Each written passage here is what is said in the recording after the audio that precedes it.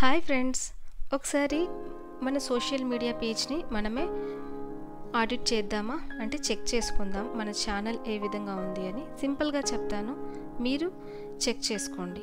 Part 1, social media audit అంటే ఏంటి?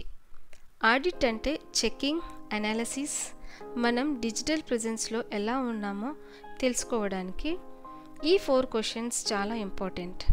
Question number 1, how is your account doing?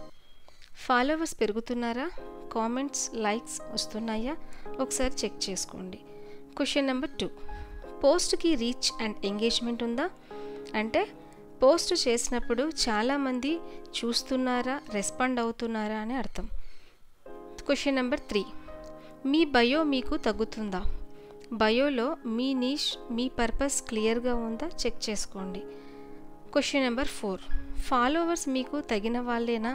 అంటే మీరు చెప్పేది చదవడానికి, వినడానికి వచ్చే రియల్ ఆడియన్స్ ఉన్నారా అని అర్థం. ఇక్కడైతే ఒకసారి నా ఆడిట్ స్కోర్ ఎంతో మీతో షేర్ చేసుకుంటాను. నా ఆడిట్ స్కోర్ వచ్చేసి 7/10, 10కి 7 అనమాట.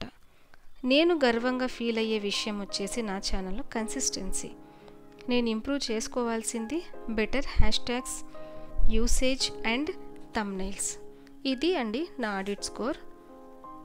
ఇప్పుడు మీకు ఒక టాస్క్, మీ స్కోర్ ఎంత, మీరు ఏం ప్రౌడ్గా ఫీల్ అవుతున్నారు, ఏం ఇంప్రూవ్ చేయాలో కామెంట్స్లో షేర్ చేయండి.